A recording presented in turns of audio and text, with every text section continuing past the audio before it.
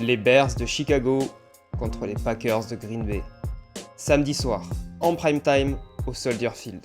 Ce match-là, typiquement, c'est le genre de match où tout le monde pense savoir ce qui va se passer et où très souvent, le terrain raconte une autre histoire. Parce qu'on parle d'un match de division, d'une rivalité historique, d'un match où une seule action peut suffire à faire basculer toute la partie. À l'aller, ce match s'est joué sur une décision, sur un ballon, sur quelques secondes. Et quand on regarde cette revanche, une question se pose naturellement. Est-ce que ce match va suivre la logique ou est-ce qu'on va avoir un scénario complètement différent? Dans cette vidéo, je vais t'expliquer comment ce match peut se gagner pour chaque équipe, où il peut se perdre et pourquoi ce samedi soir pourrait être beaucoup plus tendu que prévu. Je te donne mon prono à la fin, donc reste bien jusqu'au bout. Sur le papier, Green Bay apparaît comme l'équipe la plus stable. Plus d'expérience, plus d'automatisme, une habitude de gérer les matchs serrés. Chicago de son côté reste une équipe jeune, encore en construction, mais qui progresse semaine après semaine. Et c'est exactement ce qui rend ce match très intéressant. Parce que d'un côté, on a une équipe qui sait comment gagner ce genre de match, et de l'autre, une équipe qui est en train d'apprendre à le faire. Dans une rivalité comme Bears-Packers, ce genre d'opposition peut produire deux scénarios très différents.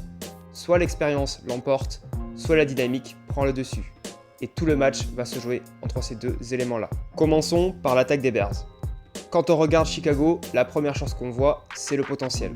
Une attaque capable de produire des gros jeux, un quarterback capable de créer en dehors de son plan de jeu, mais face à Green Bay, ce n'est pas un match que l'on peut gagner en empilant les grosses actions.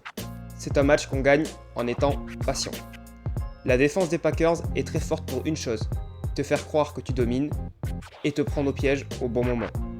Elle accepte parfois de concéder des yards, mais elle devient extrêmement dangereuse quand le terrain se réduit ou que la pression augmente. Pour Chicago, le danger est clair. Vouloir forcer trop tôt.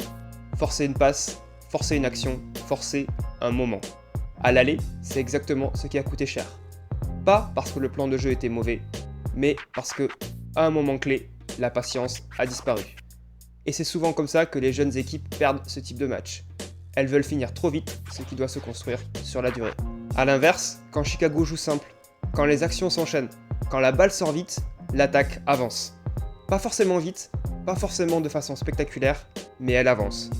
Et dans un match de rivalité, faire avancer l'attaque régulièrement, c'est déjà mettre de la pression sur l'adversaire. Parce que tu le forces à rester concentré, parce que tu réduis ses possessions et parce que tu fais monter la tension. Et puis, il y a la red zone. Dans ce type de match, c'est souvent là que tout se joue. Tu peux dominer entre les 20 yards, tu peux contrôler le tempo, mais si tu ne marques pas quand l'occasion se présente, tu laisses la porte ouverte. Les Packers sont très forts pour rendre ces situations inconfortables.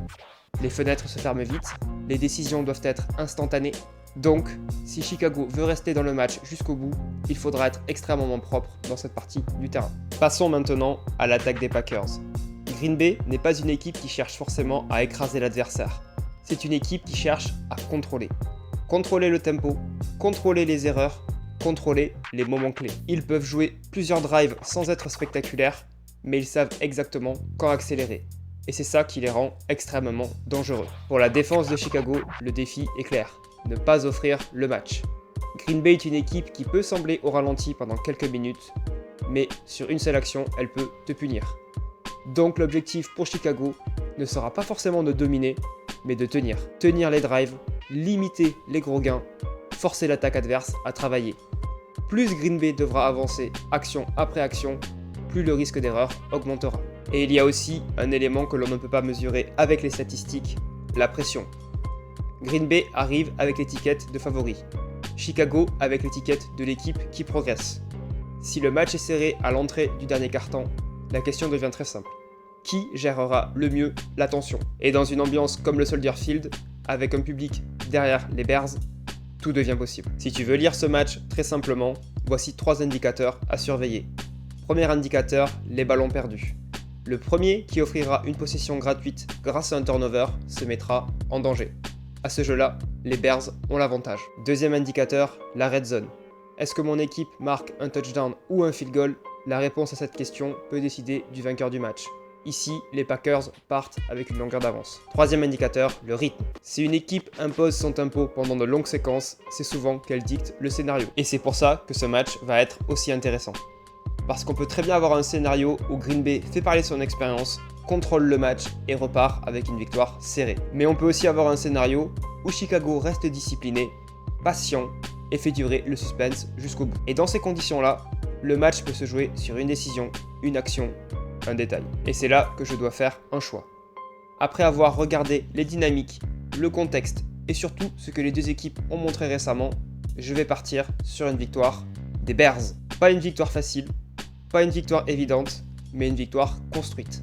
Je vois Chicago rester patient, éviter les grosses erreurs et profiter d'un moment clé pour faire basculer le match. À domicile, en prime time, dans une rivalité comme celle-là, ce scénario est loin d'être impossible. Si cette vidéo t'a plu, n'hésite pas à la liker, à la partager et à t'abonner. Dis-moi en commentaire ce que tu en penses. Est-ce que tu vois Chicago franchir un cap ce soir? On se retrouve très vite nous pour de nouvelles vidéos. Et d'ici là, je te souhaite une très bonne journée et un très bon match ce soir. Salut!